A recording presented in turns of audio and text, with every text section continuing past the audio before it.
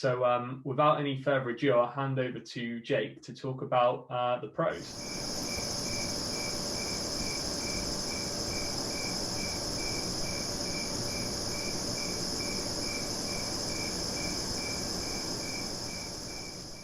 And I've lost Jake.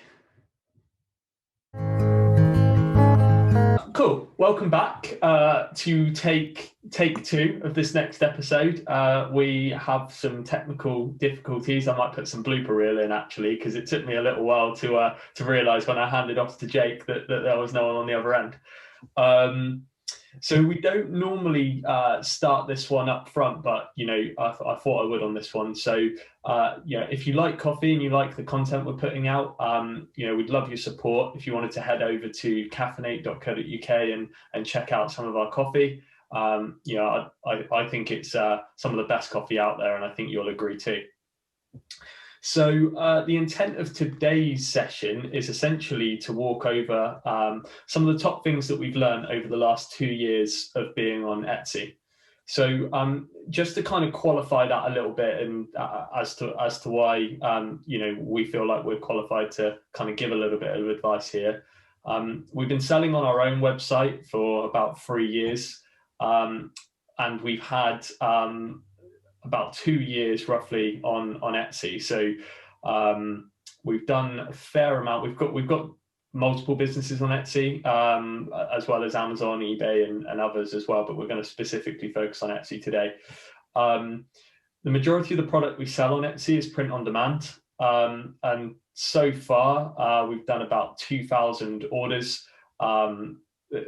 Typically, we sell between 1 and 2 units an order, so we've probably done about 3,000 units through Etsy over the past 2 years, and the majority of that has been in the last sort of year or so. We've had quite a hockey stick effect of growth. We've done £25,000 over that time frame as well. So although that's not crazy revenue, I think it's enough for us to be able to give you some pros and cons. So really the idea is we're going to walk through a few pros, a few cons, walk you through what some of our third-party tools are that we use to help us, and then also just give you some tips on how you can stand out amongst the crowd on Etsy. So without any further ado, I'll hand over to Jake, who can walk us through some of the pros. Yeah, thanks, Bud. And I am actually here this time, so you are handing over to me safely. Don't you worry. So yeah, hey guys. Some of the key pros we found with Etsy is ultimately you get to launch your business or your product to an instant or an inbuilt audience. Okay, so you create your own website and you have to drive traffic to it. That is not easy. It's not cheap either. However, what you do benefit from when you go onto a platform like Etsy, you're essentially, getting involved with a marketplace, that I suppose in many ways is similar to that of, say, Facebook Marketplace. It's very similar to those like Amazon, eBay, all of those style stores. So you are actually getting to draw on Etsy's audience. Now, yes, given the global pandemic that's been going on, Etsy's audience has gone through the roof. So that is a huge benefit. But that is true of, all online shopping at the moment. But yeah, that instant audience, we believe, is a huge thing you're able to draw upon, okay? Because what you don't get when you start a website is that instant feedback, that instant response. So by having that instant audience, you're actually able to launch new products, whether it be a different style of a product or a new design, very quickly. You can essentially get these up and running, and within a couple weeks, you'll know whether the product, a good product or a bad product.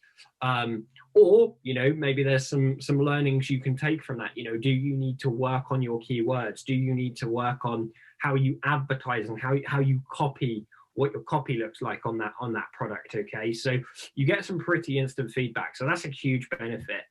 The other benefit we believe Etsy brings over, say, Amazon, eBay, etc., is that to start your store, there is no cost. Okay, You know, to start an Amazon store or to start an eBay store, there is a monthly recurring cost associated with that. In most cases, it's not necessarily cheap. It is an outlay up front. So you're essentially paying a monthly fee for that audience. Whereas with Etsy, yes, as Rory will come on to, that the fees aren't necessarily ideal, but you know, you essentially are able to launch for low cost.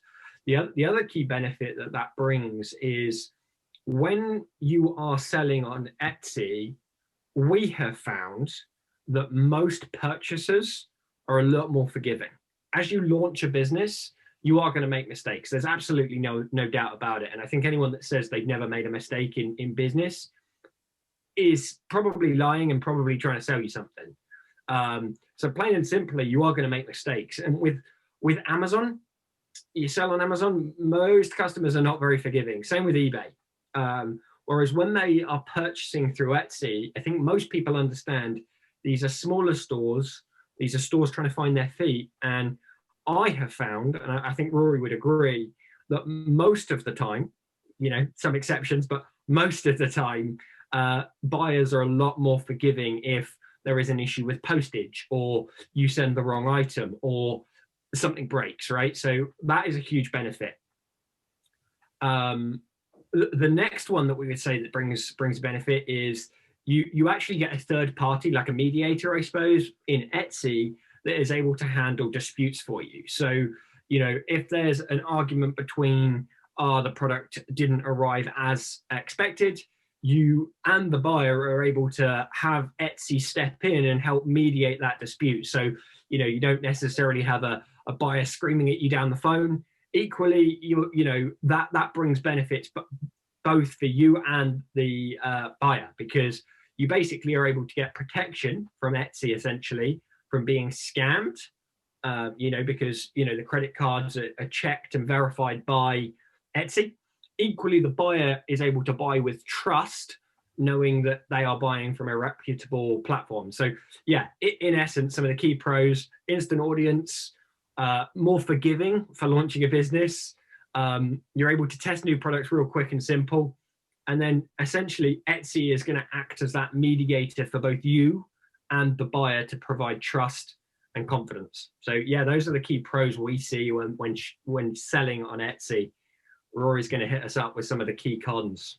Yeah, cheers, Jake. You know, I think quite a lot of the cons, you know, can be, you know, the complete opposite essentially of what Jake's been, you know, talking us through there on the pro side. So, you know, the first thing that comes with having a platform that's easy to access, you know, doesn't necessarily have a lot of startup costs and allows you to test products quite easily, is that there's a huge amount of competition on there.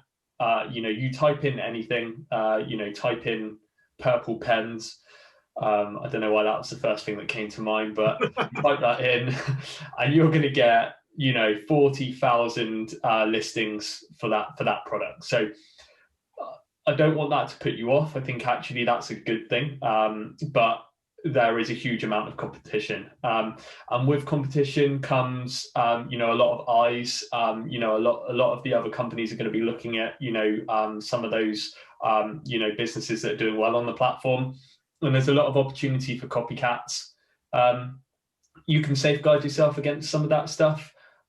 You know, I think it's important, especially if you're going to sell a digital product, for example, to make sure that you say, you make it very clear that that product can't be resold, for example, because I think there's a lot of cases of people selling digital products and then, you know, to actually another company who then just resells the product. So you need to be careful with stuff like that.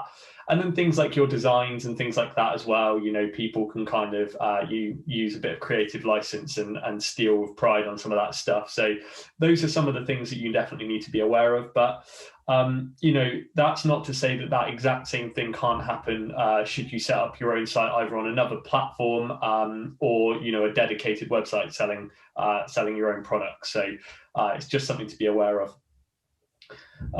As Jake, you know, briefly mentioned, I think cost of sales is something that you really need to think about. These platforms need to make their money somehow, and they make their money by introducing you to a customer. Typically, they take a flat rate fee, and I'm not going to actually say what the Etsy fees are because one, it's likely to change, and we want this content to be applicable into the future. But also, it might change per region. If Etsy's looking to go out into a new country, for example, they might do some sort of introductory rates. So I think it's best for you to just go and have a look at those. But typically, there's a flat rate per unit sold or per order, and then there's a percentage as well on top of that. And typically you're going to find that actually that's more expensive than if you were to have your own website, even if you're paying PayPal fees, for example. So just something to be aware of. The other thing that you don't have control of as well is the branding. Obviously, you can brand up your shop to a certain degree. You can add like a banner. Obviously, you've got your thumbnails of your listing, so there's an element of branding there. But you can't actually control the overall look and feel of Etsy, and that's something that sometimes you might want to think about. Is that kind of the shopper's experience when they're kind of looking to purchase a product? You might want to sort of funnel them in a certain way, through certain categories or something like that, and you don't necessarily have that control with a platform like Etsy. The last one I'm going to leave you with is you're at the mercy of the platform. I think part of Jake and I's strategy so far with all of our businesses is to try and remain as balanced as possible. You hear horror stories, especially over on the Amazon side of the world, where people have built a huge business and then overnight, something has changed. Amazon's either decided they don't like the product anymore or something like that, and they've gone from huge amount of revenue that's supporting them and their family to having no revenue at all.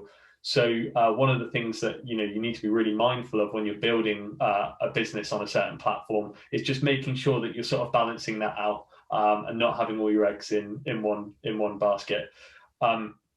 You're also sort of directly linking to that is that it's often quite difficult to get in contact directly with that marketplace. So for example, on Etsy, although they can come in and help mediate disputes, they're a humongous company, and kind of getting hold of somebody that's a decision maker that can kind of go and retract something that might have happened on your account might be quite difficult. So it's just something to bear in mind. So yeah, I think that's kind of it for the kind of high level pros and cons. So what we want to kind of talk about now is some of the third party tools that we happen to use to help us grow our store. Yeah, and actually, Rory, the only thing I have just thought of, kind of as you mentioned, getting hold of Etsy is one of the other key cons there would be if you're selling on your own site, you can basically sell anything you like.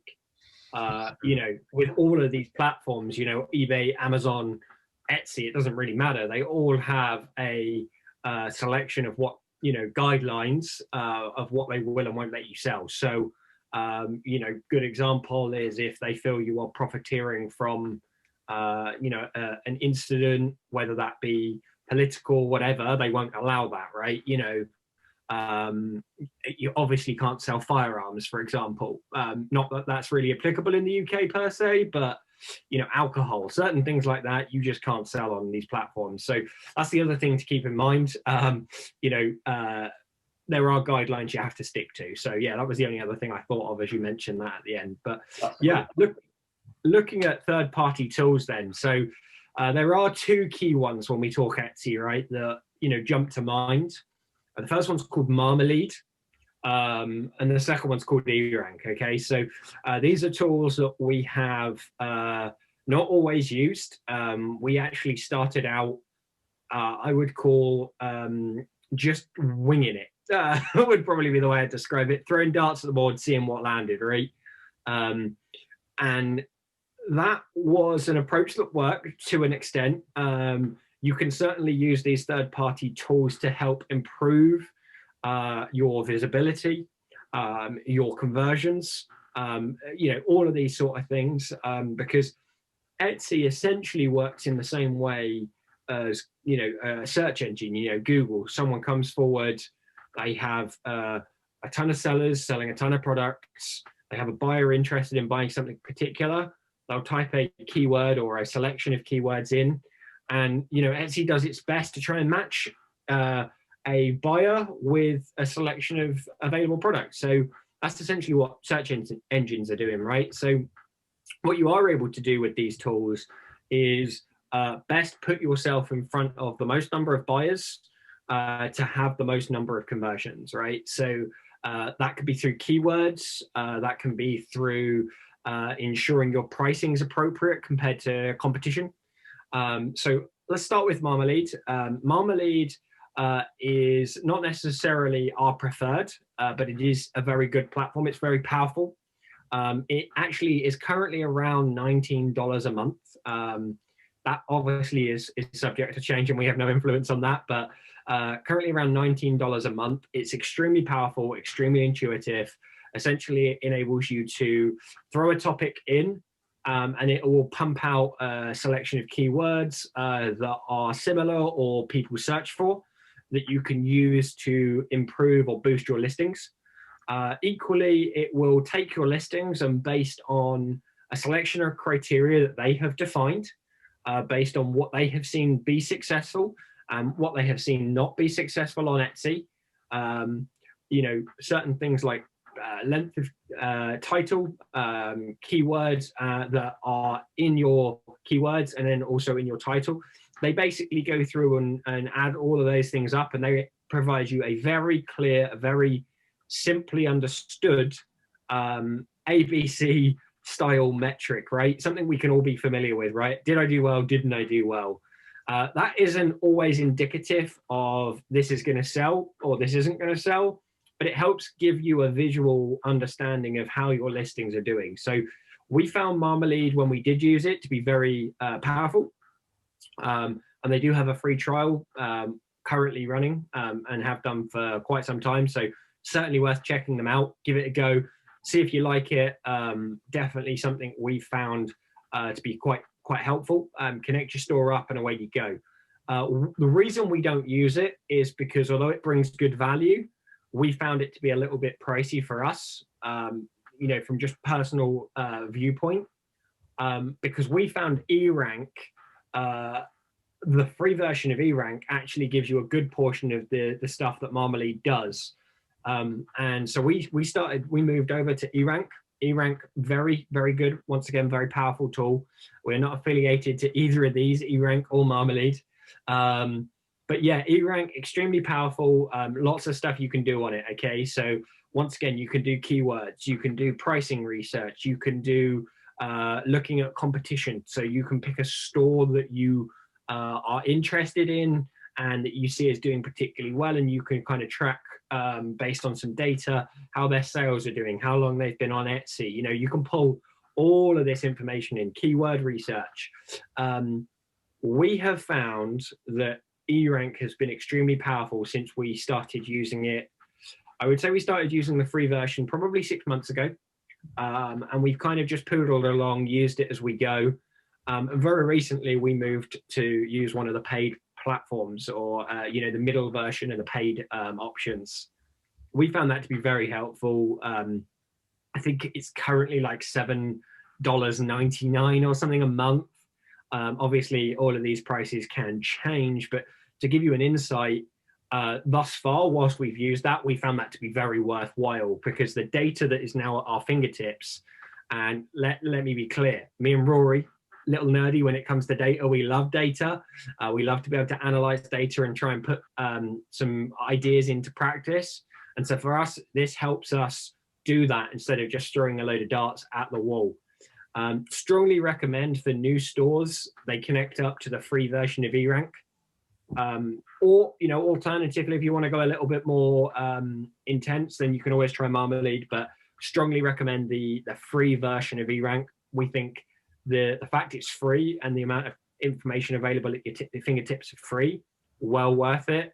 Obviously when you start getting some sales and you start to see some traction, maybe to take a look at some of the features that the paid platforms do offer and maybe give that a go. We as I say, we tried that about 2 months ago and we're really happy with the extra data at our fingertips for, as I say, I think it's like $8 a month, which, current exchange rate puts it at like £6. For us, it definitely brings us the value we need, and we love using that tool. So if you've got any questions on the platforms, feel free to reach out. We're always happy to help based on what we've experienced. Obviously, if you've got something technical, we suggest reaching out to the appropriate owners of those tools, so Marmalade or eRank themselves. But yeah, if it's just you want to know a little bit more, feel free to reach out, drop a comment. We'll try and help where we can. So yeah, those are some of the key third-party tools you can use. Brilliant. Cool. So I think the next part really, I think after kind of giving you those pros and cons, so you can kind of think about whether or not it's right for you to start out on Etsy, and then, you know, some tips there about some third-party tools that you might want to use. I think the first thing you really need to think about if you do decide to use Etsy is how you're going to set yourself apart from the competition. The most obvious one is sell a product that's not already on there.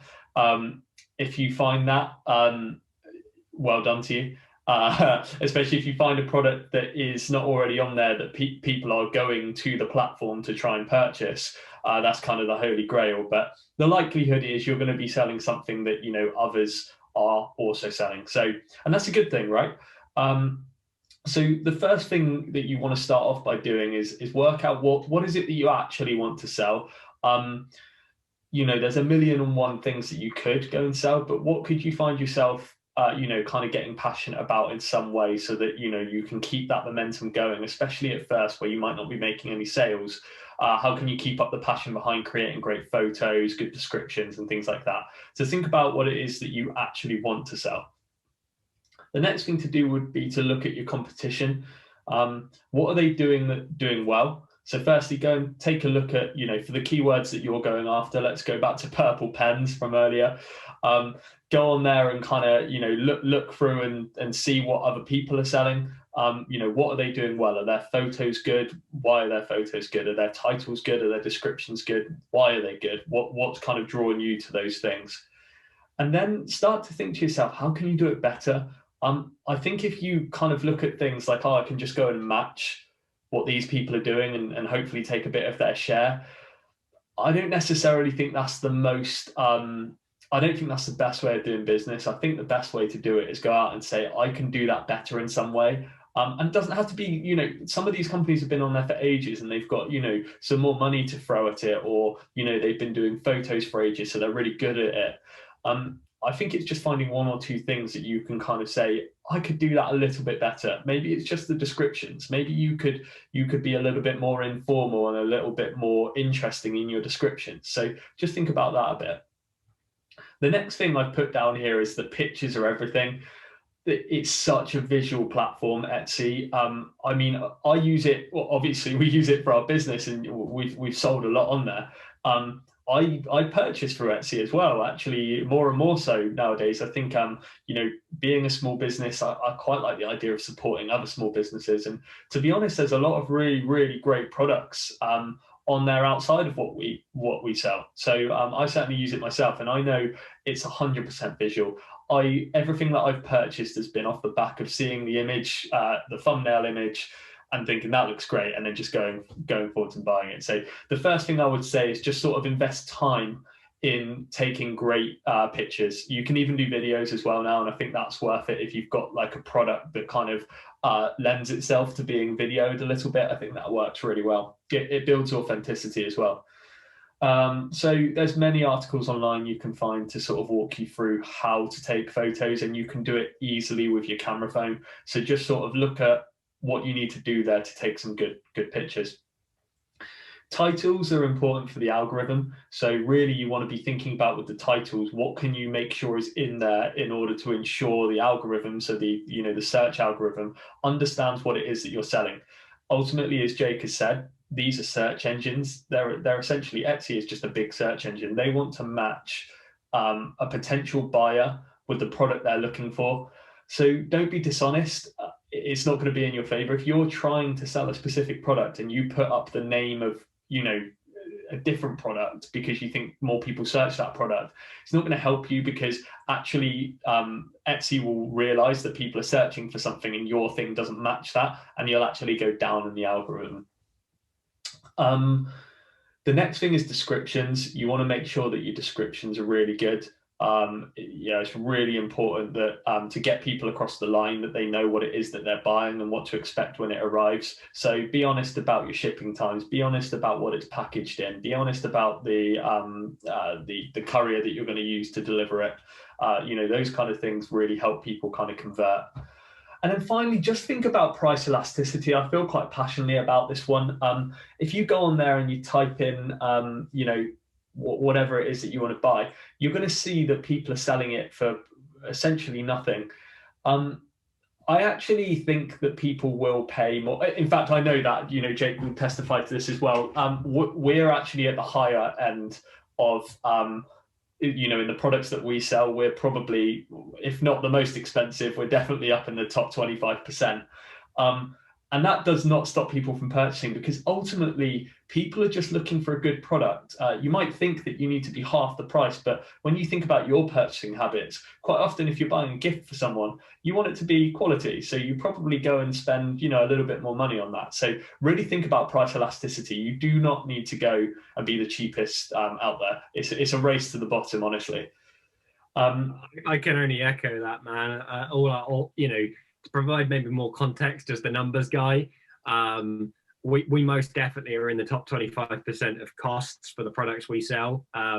We are not cheap, and we know that. There are people that sell the product probably half our price.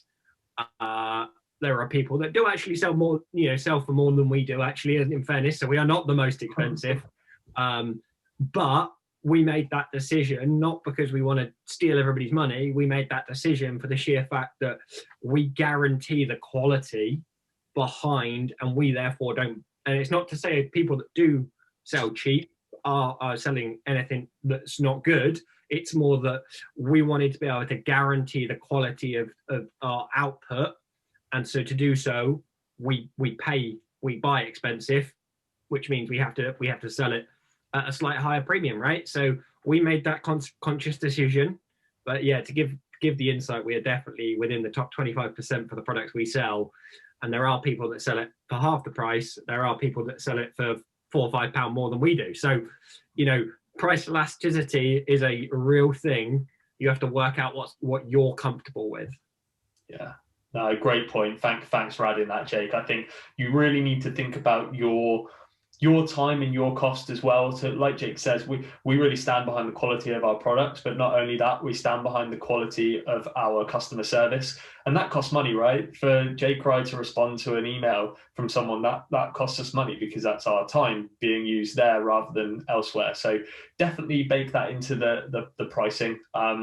It sounds like a bit of a sell for go and make sure your product's expensive. We're not saying that at all. We're essentially saying make sure that you price it right, because it's very difficult to walk up. You can always walk down. Yes, 100%. Cool. Well, I think that really sets us up nicely, I think, Jake, to kind of just really wrap it up and let people go and set up their first Etsy store. 100%, man. It's funny. We said we were going to keep this one short. I guess the two of us have a way of chatting away. So apologies. This one has run long as well, guys. Equally, apologies for all the fandangled hand gestures I've been throwing out. I get excited.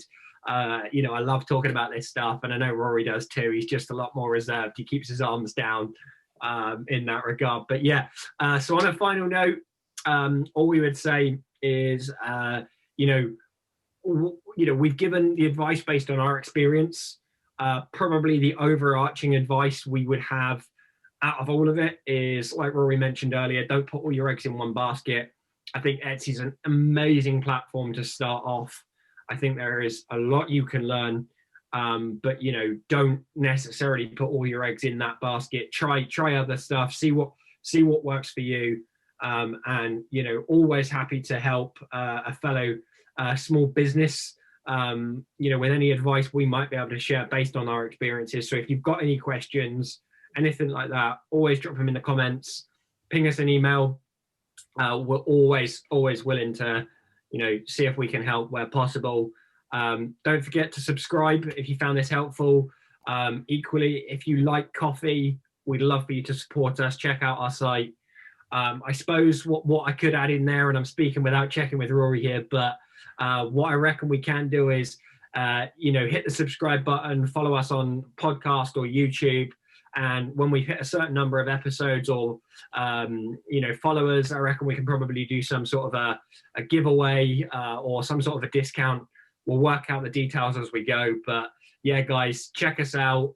We'd greatly appreciate it. And, we're looking to try and help provide you guys some advice from our experience. So yeah, enjoy and speak to you next time. Perfect. Cheers, guys. Cheers, guys.